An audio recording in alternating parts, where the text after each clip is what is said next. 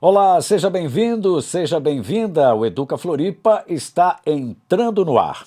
No programa de hoje, nós vamos mostrar uma matéria muito especial com o tema Atividades Dinâmicas no Apoio Pedagógico. Essa matéria a gente gravou lá na Escola Básica Municipal Adotiva.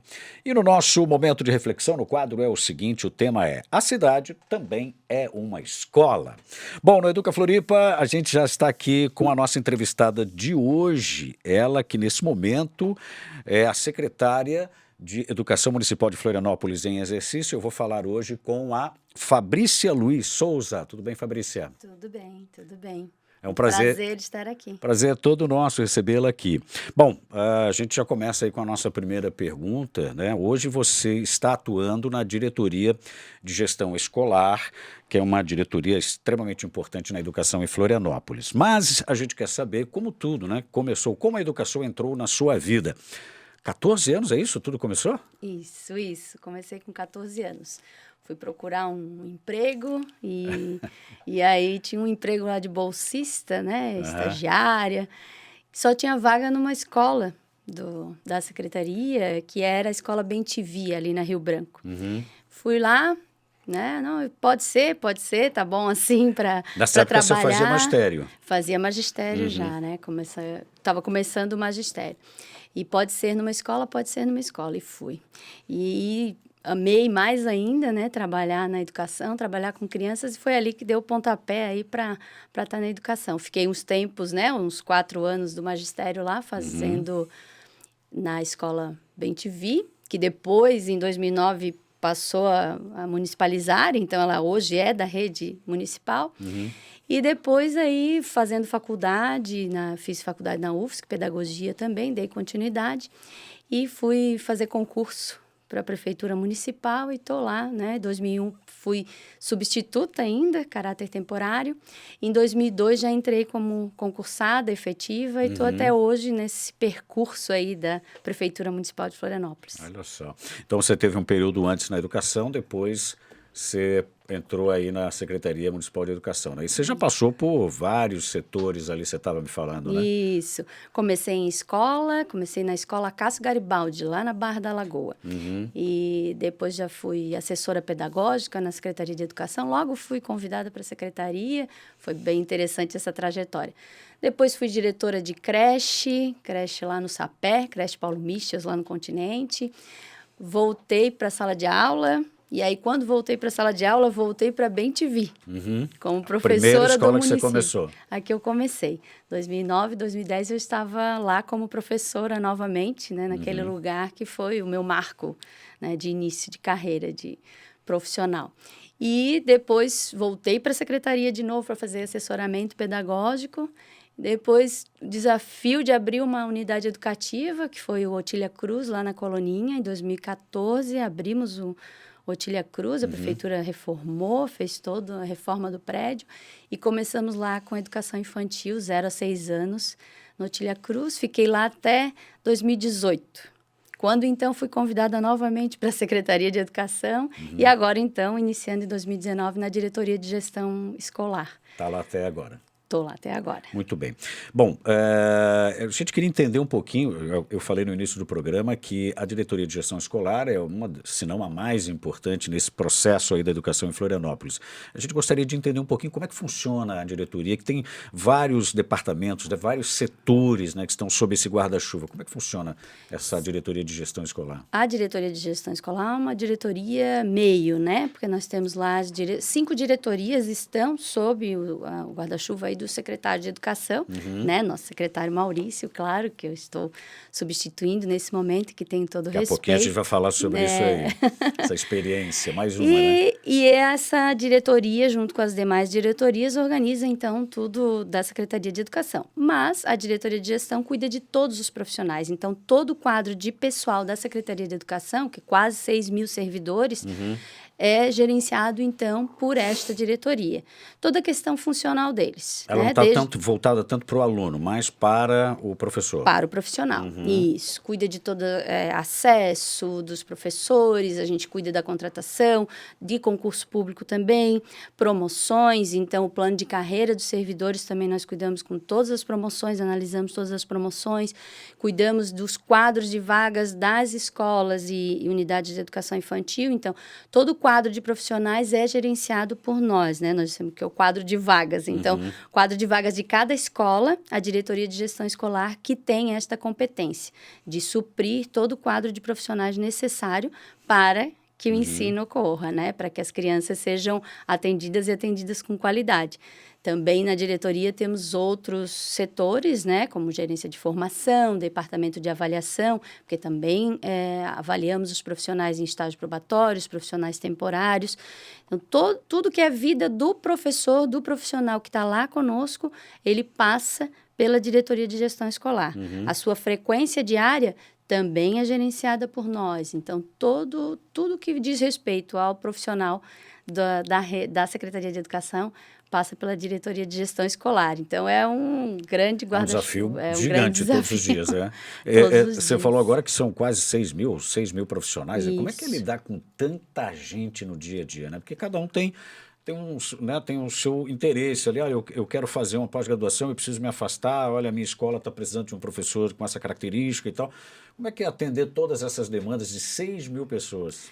Temos uma equipe muito competente, claro, né, junto conosco, que atua aí na contratação de substitutos, na questão da frequência, na questão das promoções. Então, eu tenho aí uma equipe junto comigo que gerencia isso. Mas nesse mote aí lá na diretoria de gestão escolar, nesse mote do secretário de Educação, Maurício, é da gente estar próximo. Então, eu também atendo todo profissional que vai lá com a sua angústia, com a sua necessidade. Então, nós estamos sempre abertos a receber esse profissional. E, claro, para dividir isso, nós temos os diretores das nossas unidades, né? Cada unidade educativa tem um diretor que gerencia esse pessoal lá na ponta, né? Lá nas escolas. Ao passo que ele também, né, vem conosco também, com as suas demandas. Eu sou, na diretoria, a chefia dos diretores escolares, então todos eles também vêm a mim. Servem como filtro em algum momento, mas também têm as suas demandas, né? Isso. E como é que é feito você falou agora há pouco, essa avaliação, né, desses profissionais que estão atuando na educação hoje? Como é que é esse processo de avaliação? O profissional efetivo, ele tem pela nossa legislação, ele tem um tempo de estágio probatório, que a gente diz, né, para que ele fique estável, né? É aquele período onde nós avaliamos se ele atende a todos os critérios nossos, né? De capacidade de trabalho, assiduidade, pontualidade, todos os itens. Nós temos decreto e lei sobre isso, né? E que eles precisam ser avaliados de 6 em 6 meses. O profissional temporário, ele também tem que ser avaliado nos mesmos critérios do substituto, mas dentro daquele período que ele está conosco. Como ele é temporário, ele tem um período ali que a gente pode avaliar. Então, eu tenho um departamento também que faz todo esse acompanhamento do servidor. E tudo que a gente precisar mediar aí, esse departamento de integração e mediação e avaliação educacional também o faz. E aí, todos são avaliados porque a gente sempre está primando aí pela qualidade do profissional que trabalha conosco, né? Isso é extremamente importante, né? Sim. Bom, daqui a pouquinho a gente vai falar sobre essa chamada do concurso efetivo que aconteceu. Esse concurso foi feito em 2019, daqui a pouquinho eu quero saber mais detalhes. Porque agora a gente vai chamar aqui a nossa matéria especial. A gente sabe que mesmo com os transtornos causados pela Covid, as aulas continuaram, só que no formato à distância, e o conteúdo não parou de ser aplicado. Porém, para muitos estudantes, o afastamento acentuou algumas dificuldades já existentes. Por isso, mais do que nunca, as unidades da Rede Municipal de Ensino de Florianópolis estão observando os estudantes que necessitam de um maior apoio pedagógico. Nossa equipe esteve na Escola Básica Municipal Adotiva Liberato. Por lá, professores do contraturno buscam atividades divertidas para repor e reforçar o conteúdo. Cada estudante tem seu ritmo e no início da jornada escolar, alguns podem enfrentar mais dificuldade no processo de alfabetização, na compreensão das letras, na leitura e na escrita. Outros podem encontrar mais desafios junto aos números, com relação às contas de somar, subtrair, dividir, multiplicar. Para esses estudantes, o período de educação remota que aconteceu por conta da pandemia acentuou as dificuldades e impactou no desempenho escolar. Com o retorno às aulas presenciais, as escolas puderam avaliar de forma mais pontual o impacto do ensino à distância. É fato que muitos estudantes voltaram às salas com atraso na aprendizagem. Nesses casos, o apoio pedagógico tem sido fundamental para reforçar o conhecimento. Na Escola Básica Municipal Adotiva Liberato, o apoio pedagógico ganhou ainda mais importância. O reforço acontece no contraturno através de ações estrategicamente pensadas para unir diversão e conhecimento. A ideia é trazer atividades divertidas com tarefas dinâmicas que fogem à rotina da sala de aula, mas sem perder de vista o aprendizado. Daniele, essas atividades do apoio pedagógico, elas buscam justamente estimular esses alunos a evoluírem, né? Sim. O que vocês fazem durante essas atividades? Então, assim, após a pandemia, nós percebemos uma defasagem muito grande na questão do aprendizado, numeramento e letramento, né? Então, nós trabalhamos aqui esses dois, mais os outros eixos, né? Que tudo engloba o numeramento e o letramento, mesmo através de outras informática, ciências, né? Então nós temos crianças aqui de 8, 9, 10 anos, de 4º e 5º ano. Certo. Porque a escola, ao 5º ano, ela já vai para outra unidade.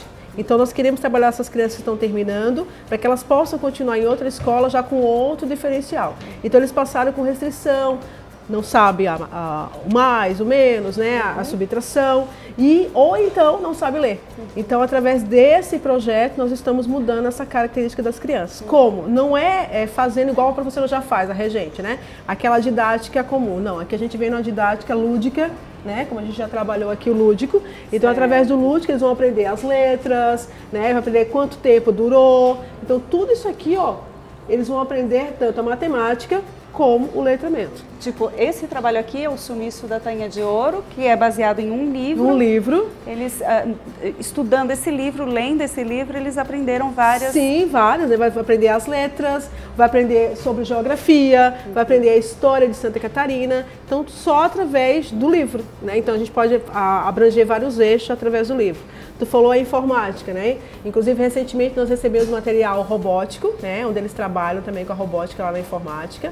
Então, lá eles aprendem também, através da robótica, o letramento e o numeramento. Então, tudo voltado à alfabetização com eles. E a ideia é essa que você falou, é de sair um pouco da questão da sala de aula tradicional da disciplina. Sim. Aqui a gente traz outros conteúdos, as ciências. Então, ele não vai aprender as ciências escrevendo, ele vai aprender as ciências ali através do laboratório, né, visualmente, igual eles aprenderam agora citologia, aprenderam o aparelho digestivo, ó. Aqui, ó. Então, assim, ó, a gente leva muito o aprendizado na prática, né? Como se fosse um tecnicista, né? Aprendendo ali na prática. Então, aqui, ó, por exemplo, eles aprenderam ciências onde fica cada parte do corpo humano, né? Mas eles aprenderam fazendo. Esse exemplo aqui, por exemplo, é de uma aluna, ela deitou em cima do papel e os demais alunos copiaram a aluna. Quem foi essa aluna, gente? A Ana Clara. A Ana Clara, né? Esse aqui, o outro aluno também. Quem foi esse? O Iago. Então o menino deitou, é havaiano, né? E daí eles pintaram conforme as cores do Havaí. E eles pintando, eles estão aprendendo e eles estão se desenvolvendo. Então é muito rico o trabalho. A ideia é que eles saiam daqui, encerrem o 5º ano já preparados para a nova etapa. Sim, nova etapa. Vocês sentiram muito no pós-pandemia, depois que retornou, essa dificuldade que eles tiveram em casa de aprender? Sim, bastante, nesse formato à distância? Bastante. Então, assim, além deles virem com defasagem no nosso aprendizado, eles vieram também com defasagem na comunicação, né? No toque do amigo, né? Na questão da postura. Eles vieram totalmente diferentes do que eles eram anteriores, né? Então, hoje a gente consegue colocar uma turminha junto, antigamente a gente não conseguia, já consegue desenvolver que eles trabalhem em equipe, quem sabe mais ajuda o outro que não sabe. Então, tudo isso aqui a gente consegue fazer nesse espaço. Daniele, o apoio pedagógico ele acontece com turmas menores. Sim. são alunos mesmo indicados pelo professor, né? Com o mesmo baixo rendimento escolar, né? Então a gente pega aqueles alunos que realmente a professora tem em média 28, 30 alunos, então ela sabe aquele que está ali que ela não vai conseguir. Então, a Daniele, esse é o aluno que tu vai trabalhar. E aí ela nos dá as dicas, nós fazemos primeiro uma prova do DEF, o DEF nos manda a prova de 1º a 5º ano, então nós fazemos uma prova com aquele aluno, através daquela prova a gente tem o diagnóstico do aluno e vem para o apoio. Me cita algumas atividades, além do sumiço da tainha de ouro, do desenho aqui em tamanho real, né? Tá. Do corpo então, humano. cada aluno tem um caderno lá, tá? E todas as atividades, elas são colocadas no caderno. Para quê? Nós temos a amostra de trabalhos deles agora em novembro. Então, os pais vão poder acompanhar o que o seu filho fez durante esse período aqui no projeto. Ah, que bacana. Entendeu? Então, além disso aqui, nós também temos o papel, né? Porque o pai precisa saber o que realmente está acontecendo. E esse pai vai poder levar o material para casa, ou então deixar aqui na escola disponível. Então, a gente vai ter a amostra para que eles pais possam participar. Essa foi a nossa matéria especial aqui no Educa Floripa, trazendo esse tema tão importante, atividades dinâmicas no apoio pedagógico. De volta aqui com a nossa entrevistada, Fabrícia Luiz Souza. Fabrícia, a gente falava no último bloco sobre esse empenho agora da Diretoria de Gestão Escolar na chamada de concurso efetivo, um concurso que foi realizado em 2019, é isso? Isso. Em 2019, a Prefeitura realizou 2 concursos, 2 editais grandes, que foi o 002, 19 e o 003, para todo o quadro da Prefeitura, quadro civil e quadro de magistério, que é nosso também. E aí, até o final de 2019, para então começarmos a chamar aquelas vagas que já havia um déficit de vagas de efetivos na Secretaria de Educação, que a gente precisava retomar, e foi então, né, autorizado aí para que a gente fizesse esse concurso e organizasse para que a gente desse conta dessa demanda. Para chamar início de 20, né, de 2020, quando então nós entramos na pandemia. Me lembro muito bem que dia 12 de março saiu, né, vamos chamar todos os efetivos. Dia 12 de março tomamos a decisão como é que ia ser, que é a Secretaria de Educação junto com a Secretaria de Administração, que admite os concursados. E 12 de março já não deu mais. Olha, não sei como vai ser, dia 14, dia 16 nós paramos. Fecha né? tudo. Fecha tudo. E aí nós ficamos aí sem conseguir chamar, com todo aquele desafio do ensino remoto e depois do ensino híbrido, e a gente dando suporte enquanto diretoria de gestão escolar, também às unidades, com seus profissionais, qualificando os profissionais para aquele momento, né, diferenciado também. E aí nós, então, deixamos para chamar. Então, quando a gente... Vamos esperar terminar isso aí, baixar a poeira. Vamos ver quanto. Você lembra quantos foram chamados na primeira leva ali, para começar no dia 12? No dia 12, a gente só estava começando a organizar o quadro, né? Chamaríamos, foi autorizado 1.545 vagas. Que tiveram que aguardar até a que nós íamos começar, e aí não vai dar para ser, né, imediatamente. E aí, final de 2021, olha, já estamos ajustando, 2022 nós vamos começar com o ano letivo provavelmente presencial. Então, vamos começar a chamar. E aí, começamos em novembro de 2021, começamos a chamar, já chamamos ali, fizemos um bloco de chamamento, porque como são muitos, não tinha, né, como fazer perícia, admissão de tantos servidores ao mesmo tempo. Fizemos um bloco para trabalhar no nosso programa Educar no Verão. Então, chamamos em novembro só aqueles que já começariam dia 2 de janeiro conosco, que atuariam nessas unidades que teriam Educar no Verão, que são unidades de educação infantil. Sim. E em dezembro já fizemos o chamamento para começar em dia 7 de fevereiro de 22, que seriam então para a maioria das nossas escolas. Assim a gente vai chamando, foi chamando, e as pessoas, alguns vêm, os convocados vêm ou não vêm, então a gente vai ainda não conseguindo chamar esse todo, né? Ainda estão nesse processo de chamamento, né? E aí chamamos de primeira chamada em novembro, segunda chamada em dezembro, em abril. Em fevereiro, chamamos para começar em abril também, porque aí a gente tem que ter um tempo também da contratação e o tempo de concurso mesmo, né? 15 prorrogáveis por mais 15, todo aquele tempo necessário à admissão de um profissional de concurso. Chamamos também em abril e depois ainda chamamos para começar em agosto, também chamamos em junho para começar em agosto. Então, já fizemos 4 chamadas para essas 1.545 vagas, já foram admitidos em torno de 1.000 servidores novos na rede municipal de ensino, e agora a gente ainda tem 324 vagas para chamar, que nós estamos dizendo que vai ser a 5ª chamada, Sim. que vai ser agora, né, aqui final do ano, ali em novembro, entre novembro e dezembro, para iniciar em fevereiro de 23 essas mais 324 vagas. Fabrício, me diz uma coisa, esse pessoal, essas 1.500 profissionais... Vagas. Né, essas 1.500 vagas e o chamamento desses profissionais para ocupar essas vagas, nós teremos então aí novos, um reforço, ou é gente que já vai ocupar a vaga de quem está se aposentando, professores ACT, como é que é isso daí? Né? Ele vai inchar um pouco mais, vai ter mais profissionais à disposição, além dos 6.000, ou não? Vamos ter mais profissionais no quadro efetivo,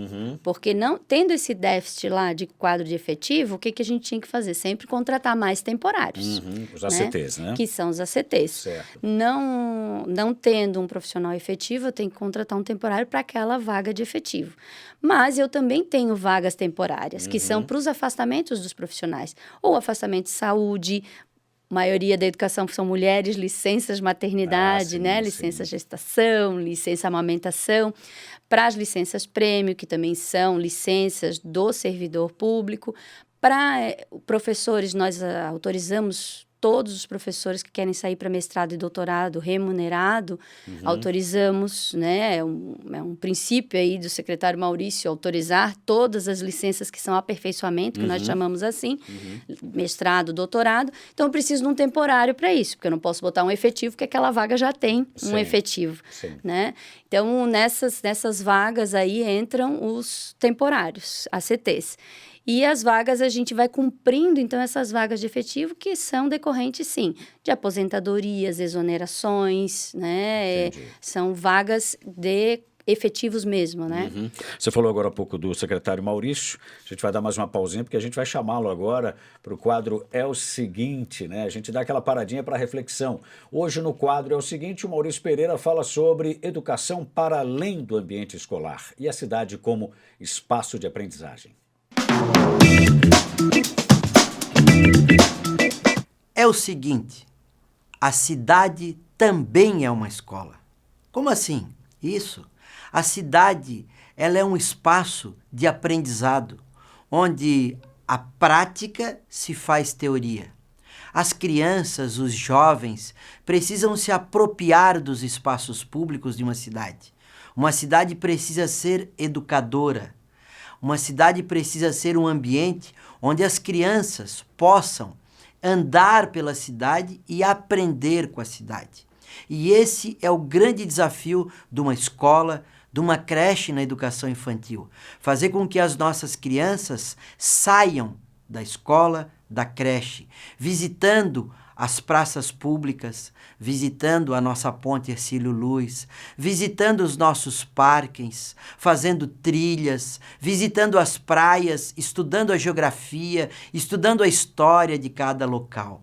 Então é fundamental que para a educação fazer sentido e significado na vida de uma criança, nada mais do que viver a cidade. Viver a cidade, andar pela cidade. O professor contando a história da rua que a criança está passando e quem é aquela pessoa que dá nome à rua. Quem é esse cidadão? Quem foi Mauro Ramos? Quem foi Felipe Schmidt? Quem foi Virgílio Várzea? Quem foi? Isso é a aprendizagem do mundo real, na vida cotidiana de uma cidade. Quando o professor sai com seus estudantes daquele quadrado da sala de aula, ele faz com que a criança jamais esqueça essa experiência. Quem está me vendo deve lembrar dos seus bancos escolares que no dia que saiu da escola, no dia que fez uma viagem de estudo, no dia que participou de uma atividade ao ar livre, aprendeu demais. E essa jamais ele esquece. Agora, quando ele fica preso nos 4 cantos, nos 4 lados de uma sala de aula, claro que é um ambiente também para aprender e é um ambiente de muito aprendizado. Mas quando ele sai da escola, a partir de uma metodologia, de um projeto estruturado, junto com o professor, junto com os seus alunos, há aquilo que a gente chama de aprendizagem coletiva. Cada uma daquelas crianças vai enxergar e vai ler o ambiente de maneira diferente. E vai compreender, vai ter um aprendizado diferente. E essa disseminação, esse debate entre si, gera um novo aprendizado. Então, é fundamental que nossas escolas, nossas creches, cada vez mais saiam da escola, saiam da creche, para visitar essa cidade, que é uma cidade viva, é uma cidade em movimento, se apropriando dos espaços públicos da cidade, espaços de aprendizado. E isso nós, da Secretaria Municipal de Florianópolis, da Prefeitura Municipal de Florianópolis, temos incentivado muito, porque eu sempre digo, se aprendemos dentro de uma escola, se aprendemos dentro de uma creche, nós aprendemos com mais velocidade, porque o impacto da prática é muito maior quando a gente visita um espaço público. Por isso que visitar um museu, visitar um teatro, visitar uma praça não é apenas uma visita, é uma experiência profunda de aprendizado que essa criança, que esse jovem jamais vai esquecer. Por isso que eu falo, é o seguinte, a educação transforma quando a gente vive a prática cotidiana da nossa cidade. Um abraço, um grande abraço e um beijo no coração. Esse foi o nosso quadro É o Seguinte, com o secretário Maurício. Bom, voltando aqui com a nossa entrevistada, Fabrícia. Fabrícia, hoje, debaixo do guarda-chuva da Diretoria de Gestão Escolar, tem a gerência de formação continuada. Como é que funciona essa formação continuada, né? Essa coisa sempre colocando os professores para se aperfeiçoarem, curso aqui, curso ali. Como é que funciona isso tudo aí? Além de ser meta, né, dos planos nacional e municipal, a formação continuada dos profissionais, nós temos uma gerência que cuida disso e até um departamento que cuida do apoio à formação também.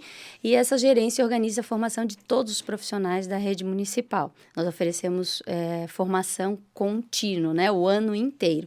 Junto com essa gerência, as diretorias de ensino também, que nós chamamos assim, Educação Fundamental e Educação Infantil, também ofertam essa formação para todas as áreas de profissionais e disciplinas que nós temos na rede municipal. Então, essa gerência atua, nós temos um centro de formação, que é o SEC, que fica lá na Ferreira Lima, temos tudo isso, então, sob a responsabilidade da gerência. Essas aulas aí de aperfeiçoamento, elas são presenciais ou algumas são online? Como é que funciona? A pandemia trouxe o online, né? E a gente faz nesse formato também. Hoje em dia, a gente tem algumas formações que são online, mas hoje em dia temos feito muito mais presenciais, né? Essa relação mais próxima é importante também. A gente está chegando no finalzinho aqui do nosso Educa Floripa e você falou de tantos desafios, né, que a tua carreira te colocou, né, e agora mais um desafio, né, você está nesse momento secretária de Educação Municipal interina, né, como é que está sendo esse desafio para você? É um grande desafio, né, secretário Maurício, prefeito Topázio aí, quiseram dar essa oportunidade a uma mulher de carreira da rede municipal. É a primeira vez? Já tivemos algumas mulheres de carreira assumindo assim também interinamente, né? Mas foram poucas e secretária da Educação a gente não tem fazem uns 16 anos já, né? Nenhuma mulher. Olha, depois de 16 anos. Então, foi muito importante. Acho que a rede trouxe também um reconhecimento aí, o trabalho, ao empenho e o secretário Maurício e o prefeito também, Topázio, né? Nesse reconhecimento aí do trabalho. Eu fiquei muito feliz, muito assustada, né? Porque sei da responsabilidade, é uma responsabilidade muito grande. Mas foi um grande desafio. Os desafios foram diários, urgentes, imediatos. E hoje é o último dia? E hoje é o último dia. Ah, ok. Né? A partir de amanhã o secretário retorna. Ele retorna, e eu passo a diretoria de gestão escolar, que também estão com bastante saudade de mim. Muito bem. Lá. Bom, parabéns aí por ter aceitado o desafio, né? Eu tenho certeza que outros virão na tua carreira, né? E é isso, foi um prazer enorme te ter aqui hoje. Falamos com a Fabrícia Luiz Souza, hoje ainda secretária em exercício, né? Isso. Mas amanhã retornando, então o pessoal não precisa ficar com tanta saudade assim, amanhã ela já retorna para os seus afazeres na diretoria de gestão escolar. Muito obrigado pela sua entrevista. Obrigada, Duran, pelo carinho aí na entrevista, pelo reconhecimento também do trabalho. Obrigada ao secretário, ao prefeito que me trouxeram, né, esse presente, que eu digo que foi um presente mesmo tão desafiador. Muito obrigada. Nós é que agradecemos. O programa Educa Floripa fica por aqui. Amanhã a gente está de volta. Um grande abraço.